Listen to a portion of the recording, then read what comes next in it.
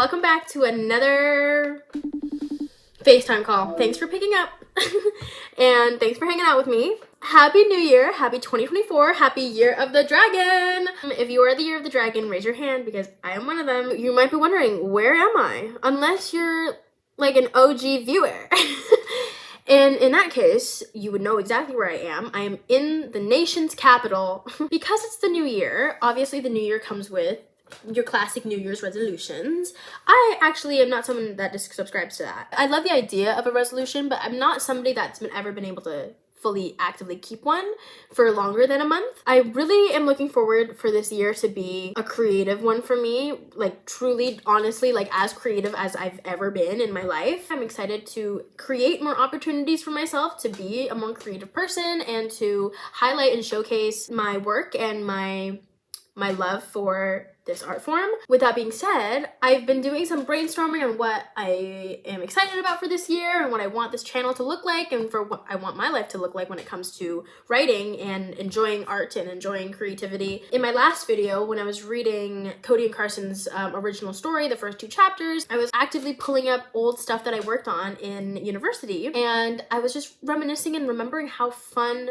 those writing activities were and how fun it was to just like do something that's so low stakes and not for marks and just like be able to be a creative person with nobody breathing down your neck and saying this is for a grade. Which leads us to this video, which I'm hoping will become a sort of kind of like semi-series. I don't know, we'll see, we'll work together on it. Don't know if it's gonna keep happening, I don't know if I will even enjoy it, but I would love to do some writing together. So the idea I have for this is to either go online and look for like a writing, like a topic generator, writing prompt generator, let them give me a set of guidelines I have to follow, and then we together can make something, and you'll be able to see my brainstorming process. We can chat about it together too, and then at the end, I'll have something to share, and I think that would just be so fun. So with that being said, the idea I have is kind of like writing out of my comfort zone and trying different tropes and trying different writing styles and trying different writing techniques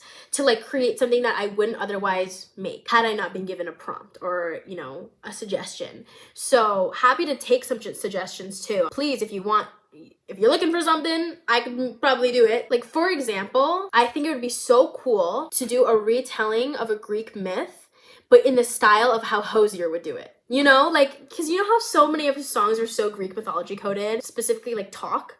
And if you look at the lyrics of that song and you break down all his music is so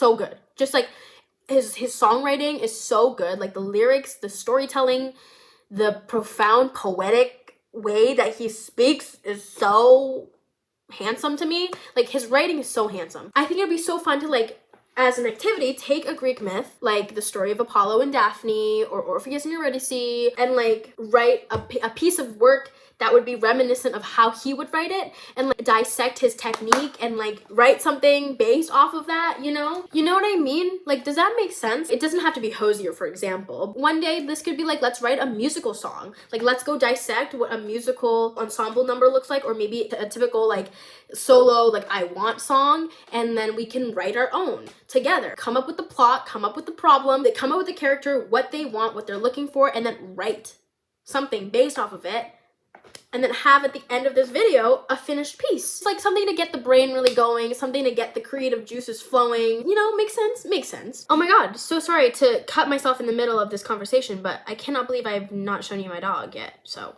Say hi to the people. So here's my dog Charlie, and you know, I know when people tell me to leave them alone. So that's what we're gonna do. So sorry. Oh, guys, I just want you to know he's usually not like that. He usually loves people. To be fair, I did shove a camera in front of his face and said, so let's figure out what it is we want to write together. I actually like might be right back because I want to figure out what it is I want to write. And then when I decide, we will come back together and then start that process. So be right back. Lovely to see you. See you in a second. Okay guys, I'm back. After much thought and deliberation, I've decided that I do want to do a Greek myth, of some sort. So far, that's all I know. Don't know which one yet. Oh, the other thing that I do know is that I want it to be so over the top, just very dramatic and so devastating and just like so atrociously poetic, just to see if I can do it. But I'm looking at different myths, and the one that I really come back to all the time is Patroclus and Achilles, because I love them so much. So I'm thinking Patroclus and Achilles, Hades and Persephone, Eurydice and Orpheus, but I just don't know. That's my update for you so far, is that I've decided what I want to write, which is good. And then after that, I'll come back to you when I figure out a better game plan, but that's good that we know what we're writing now. When I figure things out, we'll start writing together. See you in a second. Okay, I'm back again. Honestly, you wouldn't be able to tell because it's one long video, but I was doing some research on some Greek myths, and I know I mentioned Eurydice and Orpheus and Patroclus and Achilles, but you know what's so underrated that nobody talks about? Hyacinth and Apollo. I don't know if you guys are familiar with this myth. It's one of my favorite ones. I'm gonna run you through it really, really quickly.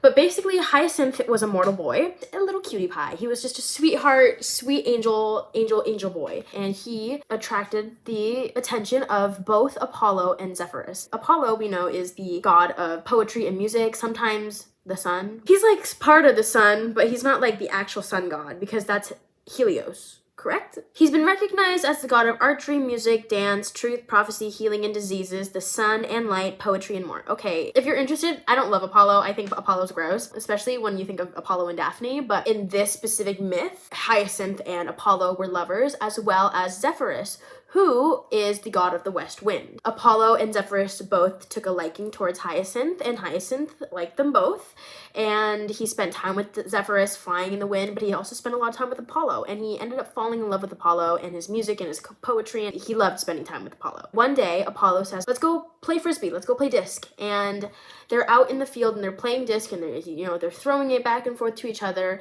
and Zephyrus, who's in the sky, sees this, and he says, I'm gonna ruin their fun. How dare they have fun? This is not fair. I didn't get picked. Womp womp. And he says, I'm gonna put a little damper in their fun here, and I'm gonna throw the disc away. I'm gonna put my powers into sending this disc somewhere else. So Apollo throws the disc towards Hyacinth, and it's a beautiful throw. It's massive. It's a big arch, and Hyacinth is running. He's running towards it, and Zephyrus, with his powers, pushes the disc away. However, clouded by some kind of anger, we don't know. I wasn't there. No one was there for it. But in a fit of rage, perhaps, the wind that he blew was a little bit too forceful, a little bit too clouded by anger, that he actually directed the disc towards Hyacinth at breakneck speed. When Hyacinth went to catch the disc that was coming at him at an impossible speed to catch for a mortal boy, the impact of when the disc hit Hyacinth across the head killed him on impact. A moment of silence, and Apollo runs up to Hyacinth, and he's trying to save, Apollo, the sun god, who is also the god of healing. It's not possible because he's unfortunately dead.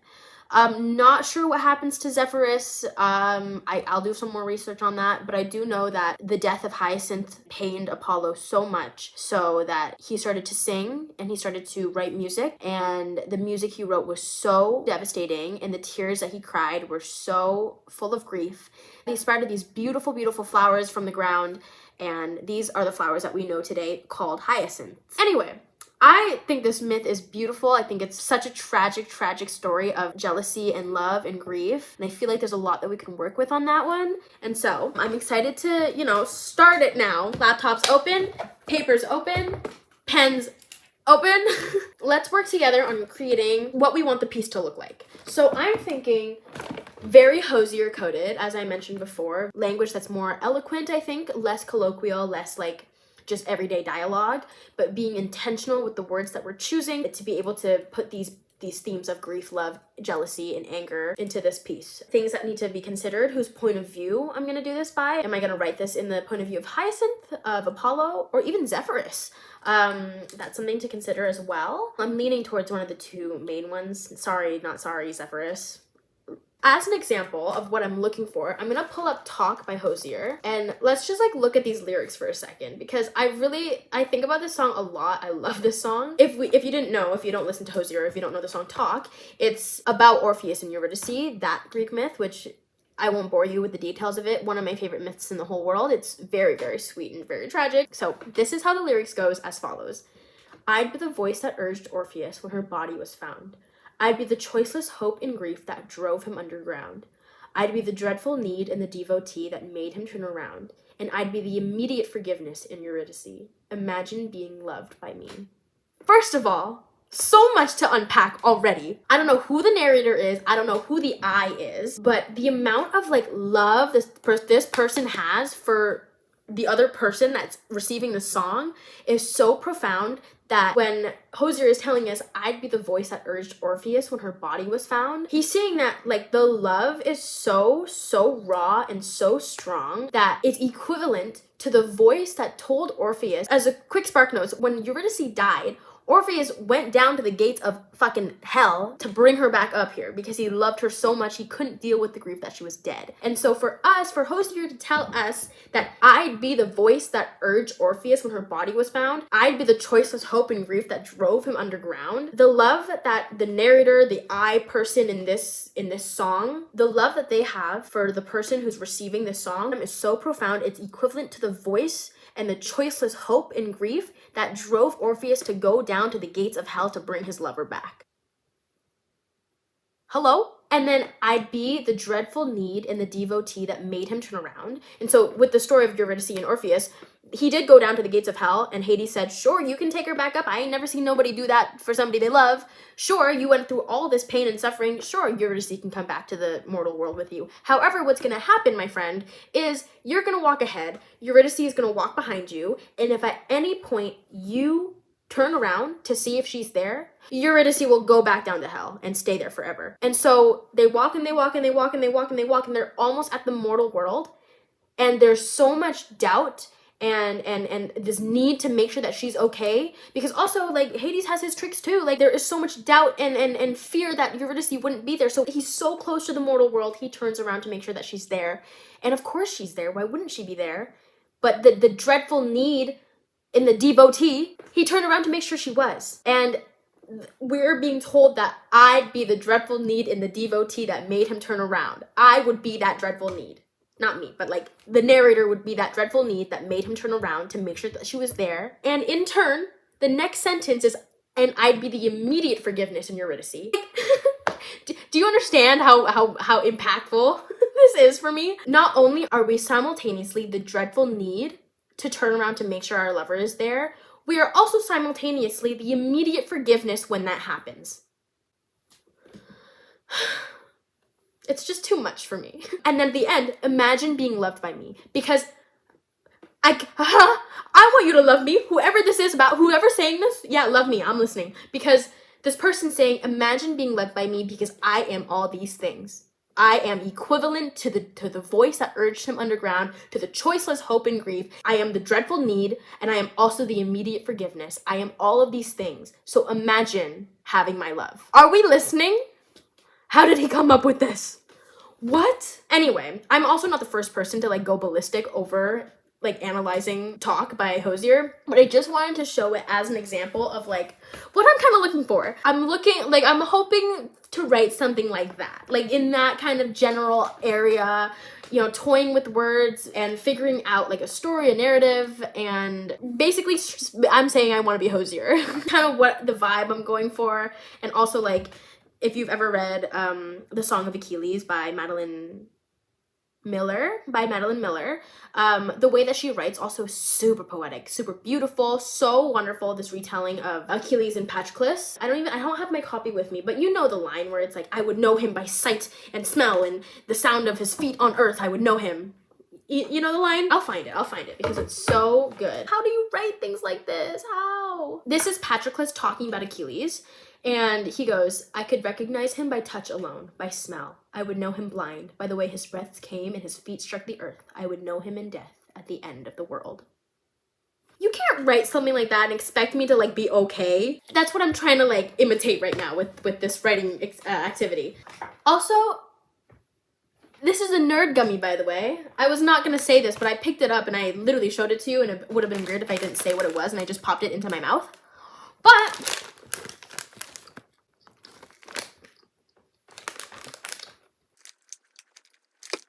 this looks like a product placement. So good. You can get them at Loblaws if you're in O-Town. You can get these at the Loblaws on this street. Okay, so things we know. Hyacinth, Greek, twink, lover boy, sweetie pie. Like, I'm not kidding you, this is my writing process. Apollo, singer-songwriter. I think that's why Hyacinth likes Apollo, because Hyacinth loves to listen to Apollo's voice, and he equates it to magic. Do you think Hyacinth knows that they're gods? Like, do you think that Apollo pretended to be, like, not... No, because then Zephyr would take him to the skies, you know? Who was Hyacinth before meeting Apollo and Zephyrus? Let's see what Wikipedia has for me. Hyacinth, or Hyacinthus, is a deified hero and lover of Apollo in Greek mythology. Okay, so he has a, you know, extensive history. We don't really know. Hyacinth was given various parentage, providing local links as the son of Cleo and Pyrrhus, or King Obalus of Sparta, or King Amyclus of Sparta, or... Okay, so clearly, okay, we don't actually know where he came from, which is fine. That's not important, you know, for the sake of this project. In Greek mythology, Hyacinth was a Spartan prince of remarkable beauty and the lover of the sun god Apollo. So he is the sun god. Who's Helios? I'm getting sidetracked. Helios is the god who personifies the sun. Helios is the god of sun. He drives his chariot through the sky. Apollo is more of a god of light, including sunlight. He's more connected with metal illumination, arts, music, and prophecy, not with the physical sun. Okay. He was also admired by Zephyrus, this we know, the god of the west wind. Hyacinthus chose Apollo over the others. Yes, we know this. He visited all of Apollo's sacred lands with the god in a chariot drawn by swans. Okay, that's important to know. So fiercely was Apollo in love with So fiercely, great writing, Wikipedia, good work. So fiercely was Apollo in love with Hyacinthus that he abandoned his sanctuary in Delphi to enjoy Hyacinthus' company by the river. Okay, so what I'm deducting here, obviously with Greek myths, there are so many ways that you could tell it. There are so many different variations of a Greek myth. You know, there's different versions of the story. Some of them are like Apollo threw the disc and because he's a god and he threw it with so much strength. When Hyacinth went to go retrieve it, it hit the ground and then retaliated with such force that it knocked him in the head and then he died. So Zephyrus wasn't even in the story at all. But I think a lot of people know the version where it was a battle of jealousy and anger, where Zephyrus was responsible for the death of Hyacinth. After some clearly very extensive research, I have a document on my laptop, just how like on my notes app on my phone, I just have like a document of random things that I write. I have a similar thing on my laptop and it just has... I wouldn't be able to tell you what's on here. It's like equivalent to the notes app, but like with longer pieces. Some finished, some unfinished, some that will never see the light of day, some fan fiction. But I'm gonna start a new project, a new line, if you will, and let's write down some themes. Hyacinth and Apollo. Themes that we know for certain that we want to talk about and touch on in this piece are grief, love, jealousy / envy, but we'll see which one we lean towards. I honestly think it would be nice to write this in Hyacinth's perspective, and I'm drawing inspiration from this one specific part in the Song of Achilles. And if you haven't read the book, spoilers for what I'm about to say, basically you're reading the entire book from Patroclus's point of view. It's him telling the story, and even up until the point where Patroclus dies, and in his mortem state, you are still reading from his point of view. And you're still reading about how he's watching as Achilles takes his dead body and sleeps beside him because he is in so much grief and is unable to be without his lover. Yes, Patroclus is dead and he continues to remain dead for the rest of the book. You're still reading from his point of view and you're still seeing what's going on.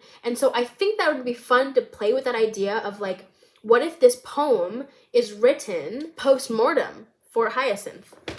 Right? Like, what if he's, like, retelling to us as the audience the love story that he has for Apollo, or maybe even, oh my god, even, okay, you know how, this is how my brain works. Okay, so bear with me, stay with me here. I have decided in this piece that Hyacinth fell in love with Apollo's songs and his writing and his beautiful, just his voice and his creativity. That's what he fell in love with. He thinks it's magic.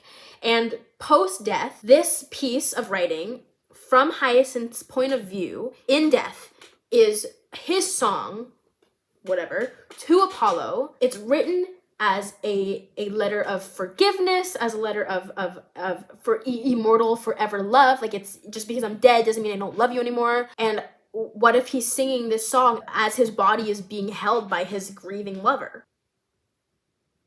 Okay, so I'm just writing it down so I don't forget. A song to Apollo, for his love, for his time, for his wisdom. A thanks for the life that he got to treasure with his true love. And top it off, at the end, he says, don't be mad at Zephyrus.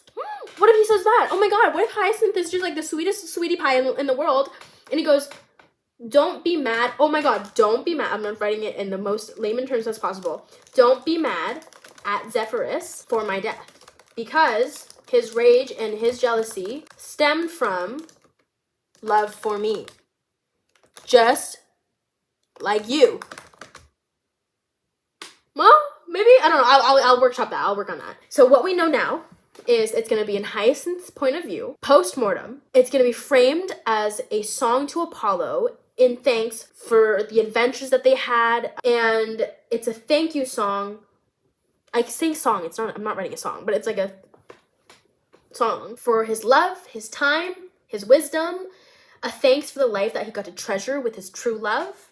And then it's gonna end, maybe in the middle, I don't know, it's gonna end with a forgiveness to Zephyrus and maybe a pleading for Apollo to be okay with this death and not go after Zephyrus for it. Because I think canonically he doesn't. I don't think, like, okay, no, let's actually check. I can't just claim that. Do Zephyrus and Apollo have beef?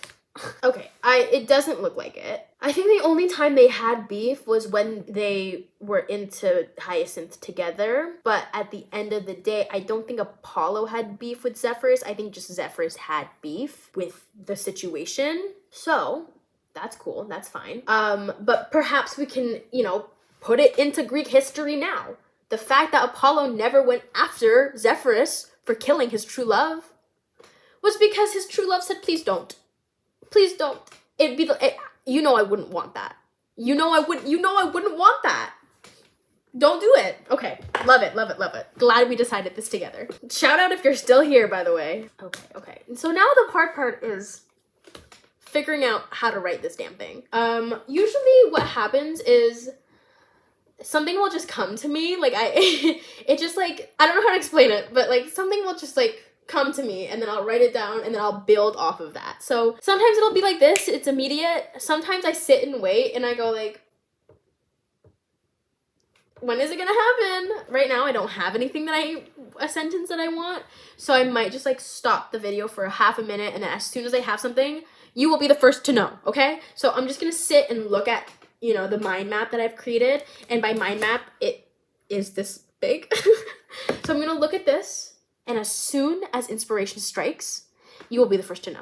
I pinky promise. Okay, see you in a second.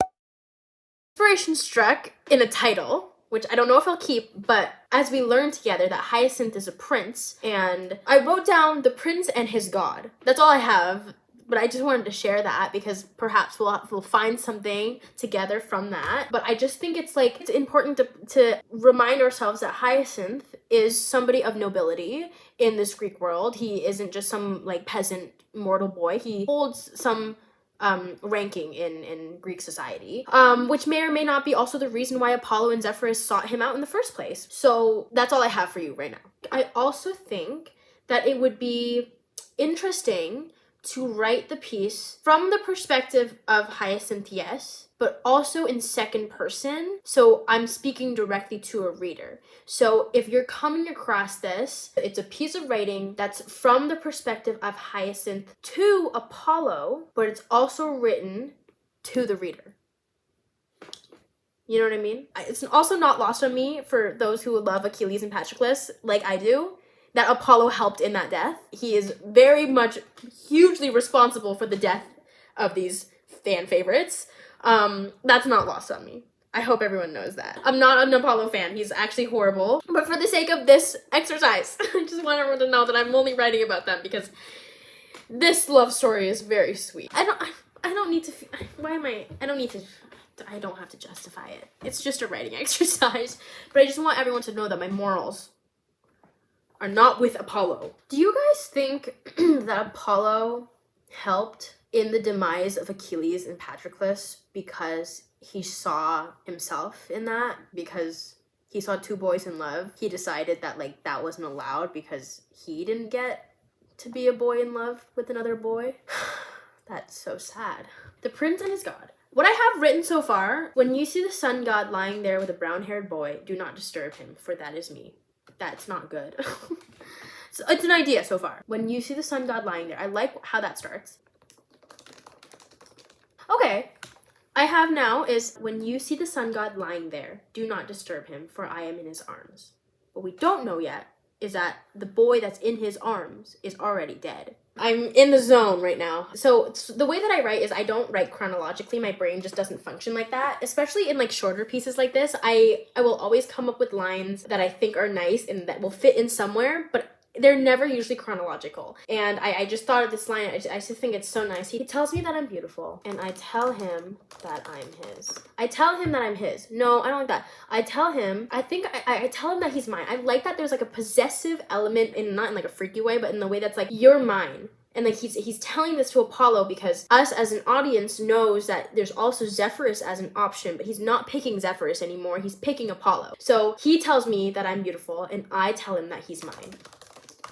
Okay, we'll work on that too, but no problem. Another thing that I struggle with too is I love to use contractions, just shorten the word, you know, but when it comes to something like this, I need to be like a little bit more aware and alert that like if I want it to come off as poetic and as, you know, as I want it to be, then I need to work on those contractions. Like, listen to this line with the contractions versus without. He tells me that I'm beautiful, and I tell him that he's mine. Versus, he tells me that I am beautiful, and I tell him that he is mine. Like, the subtle difference is like insane to me. He tells me that I am beautiful. I tell him that he is mine. Okay. Me and who? When you see the sun god lying there, do not disturb him. Do not disturb. He has his phone notifications off. Okay, I have this line written down. I don't know if I like the way it sounds just yet. I don't hate it. But when you see the sun god lying there, do not disturb him, for I am in his arms. And if you see him weeping, let him, for his tears will guide me to the river Styx. Yes? You don't know what the river Styx is. No problem, let me tell you. It's the river in the underworld that the ferryman will take dead souls to. So if you come across this sun god weeping, don't leave him alone because he's weeping with me. And if you see him crying, let him cry because his tears will guide me to the river Styx. Right? Like, that kind of sounds, woo, that's good, right? I'm happy with that. I'm happy with that. Welcome back. You wouldn't have known, but lots have happened since I have to turn the music off. A few things happened since our last break. You wouldn't have known, but I'm letting you in on some insider news.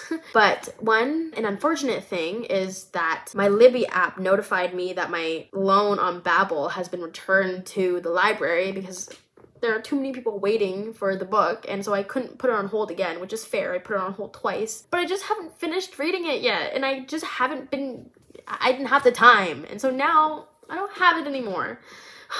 It's really not that big of a deal. I just like to complain like that, but I will be okay. So that's unfortunate, but all will be well. And number two is I added some things to this, and I like them. Don't love them, but I like them, and I think that they fit well to what we're trying to create here. So the last line in the first stanza, for some reason this has turned into like a poem, so I guess we'll keep it like this. The last line in the first stanza is, for his tears will guide me to the river Styx. Hyacinth, hyacinth, and that's written in italics. My name like a prayer in his mouth. Even in death his voice beckons me alive. My lover, my friend, my beautiful boy. To have known your love is to have known the world. Every blade of grass, every grain of sand, every inch of earth that your sunlight touches has traced my heart tenfold. Like, that is nice, right? That's romantic. Me and who. But right now what I'm seeing is a lack of a plot and a lack of a story here. Right now, we know that Hyacinth is dead. We know that the sun god is Apollo. If I were a reader picking this up, it would seem like this is being told to us in reverse chronological order now. What we need to figure out, and I say we because you and I are in this together, what we need to figure out is where this is going to go now. So we have established that we are now in a period of mourning. If we were to drop ourselves in present day of this poem, right now, Hyacinth has just died. And we are watching a god in mourning. So that's pretty crazy. Like to be in that present moment and to witness the sun god Apollo crying over his dead lover.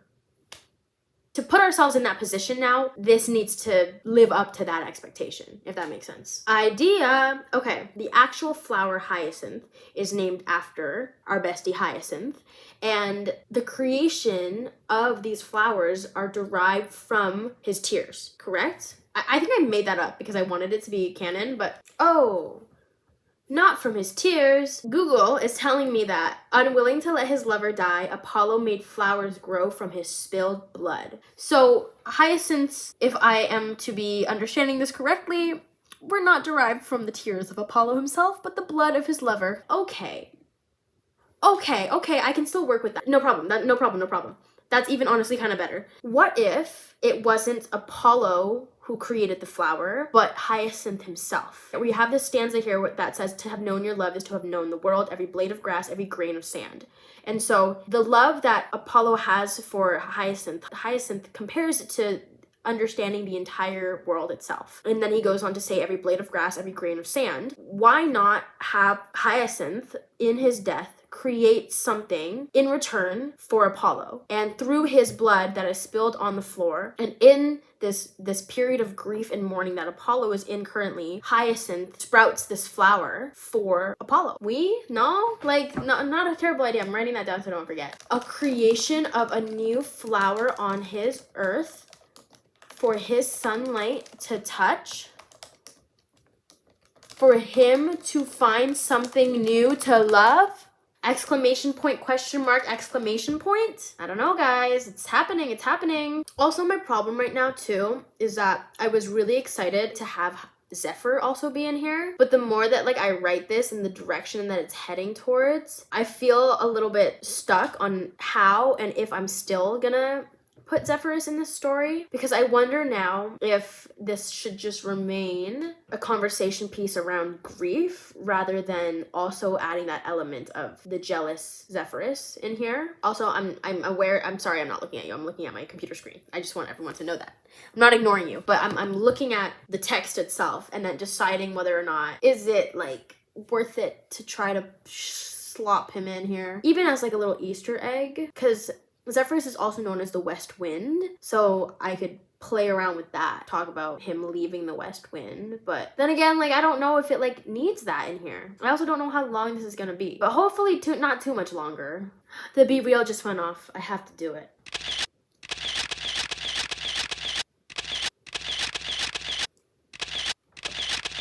I look high out of my mind. I'm redoing that. Idea. Okay. Oh my god. Okay. So I think I figured it out. If I wanted to put Zephyrus in here as a little, not as a third character, but just as a passing thing, as Zephyrus kind of was in this love story of Apollo and Hyacinth. He was a passing figure that could not stand the sight of them in love. In the second stanza, it's Hyacinth, Hyacinth, my name like a prayer in his mouth. And in the fourth stanza, here I have that kind of the repetition of not the Hyacinth, Hyacinth, but here I have Apollo, Apollo, the fault that you grope and the burden you carry, it is not yours, it is not yours. Let me take it from your hands and release it into the west wind. My lover, my life, my shoddy and my wife. Okay. I think I see, now that I've written this, I see the vision of what it wants to be. Right now, we're witnessing the actual death right here, right now, just happened, fresh. Blood starts dripping now. Hyacinth, Hyacinth, my name like a prayer in his mouth. Even in death, his voice beckons me alive. Okay, so right now, Apollo is holding Hyacinth dead like this. He's screaming Hyacinth, Hyacinth. And his voice is, the voice of a god is strong enough to beckon Hyacinth alive for a second. In his wake, in this brief moment of being alive, he tells Apollo, my lover, my friend, my beautiful boy, to have known your love is to have known the world. Every blade of grass, every inch of sand, that's not right. Every blade of grass, every grain of sand, every inch of earth that your sunlight has touched has traced my heart tenfold. Apollo, Apollo, the fault that you grope and the burden you carry, it is not yours, it is not yours. Let me take it from your hands, release it to the west wind. My lover, my life, my death cannot be yours to carry. My lover, my life, my death cannot be yours to carry. Okay. Hyacinth is alive, quote unquote alive right now. He's telling this to Apollo. Alive in whatever context you want to believe it in. For me personally, I don't think he's actually alive. I think he's just like, in my head, looking at Apollo, but like as a ghost. Like he's seeing actively his dead body. He's like not actually awake. But, and again, you can interpret this however you want. But the way I'm seeing it is kind of like in Song of Achilles, where Patroclus is already dead, but he is seeing his body being loved by his lover even in death. Like he's seeing it happen, but he's not actually there anymore. And same for Hyacinth here, where he's already gone, but it's almost like hand on the shoulder of Apollo being like, my lover, my friend, my beautiful boy, sorry. You know, like that's how I'm seeing it. I'm also using the word grope here, not in like the gross informal definition, but more so in the actual definition of grope itself, aka like fumble and like feel around and like grapple for something. And so the use of the word grope here is for Apollo, like is Apollo groping for fault? Like he is, this is his mistake. Like he's groping for that.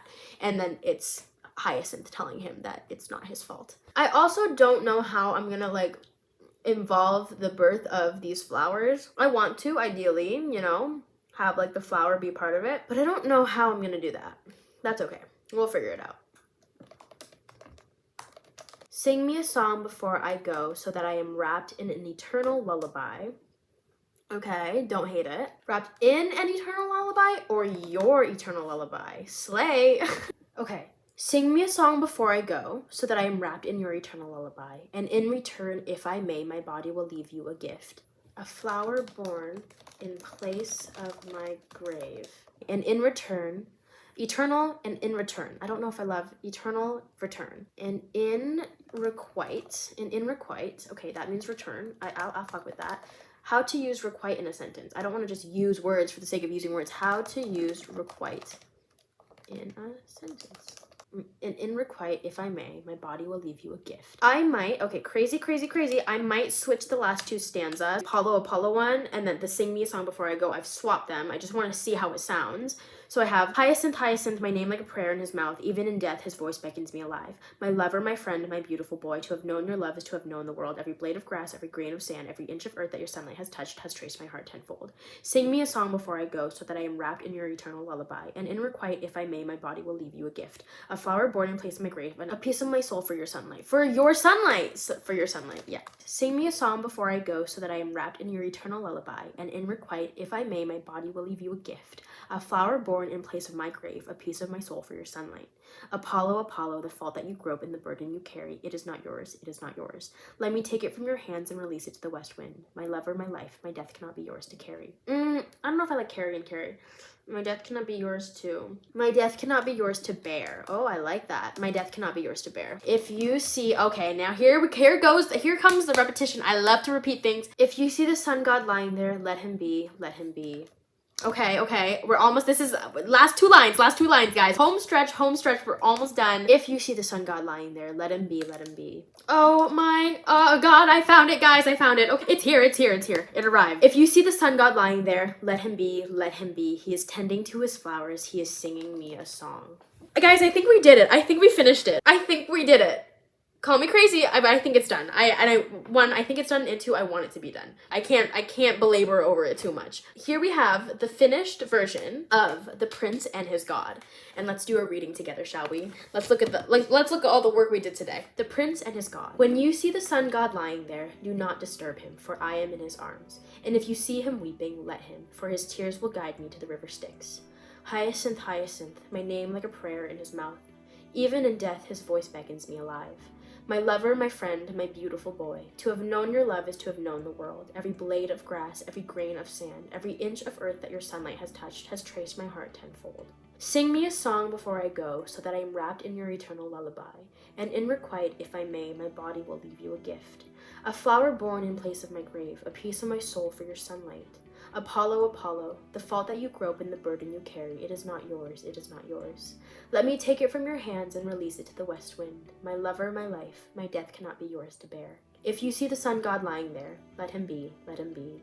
He is tending to his flowers. He is singing me a song. And that is, my friends, The Prince and His God. I hope you enjoyed it, and I now have this to add to my collection of writing, and I'm so excited. Wow, wait, that was so much fun. I don't know if you had fun watching this. I had a lot of fun writing this. I think it's so awesome what a silly little prompt can create, and I'm so proud of this. I really do. I really like it for the, you know, the short amount of time we spent working on it together. I'm really happy with what we came up with. It hit every goal that I set for this project. Me wanting it to be very poetic and very love driven and profound in that love. I feel like we really hit that specifically with the middle stanza of my lover, my friend, my beautiful boy. To have known your love is to have known the world. I think that stanza really is, I was like, I'm proud of that one because it hit what I wanted it to hit. I feel awesome about this. I am excited to share this with you guys and for you guys to read it. Let me know what you think, and super excited for more creative videos like this. So I'm excited to stitch this video together so you guys can see the process that I go through when I write. Again, not all my writing is like this, but when it comes to like very quick poetic little things like this, it's usually how it goes about. I love this. I had so much fun writing this. I had so much fun hanging out with you guys and for you guys to witness the sporadic energy that my brain takes up when I'm writing. But anyway, I hope you enjoyed this video. I will see you very soon. Cheers to the new year. Cheers to 2024. Thank you for hanging out with me and writing this piece together. Had so much fun, and I can't wait to do more things like this. Anyway, love you all. Take care. Have a great night. Or whenever you're watching this video. I make these outros way too long. Okay, goodbye. Adios.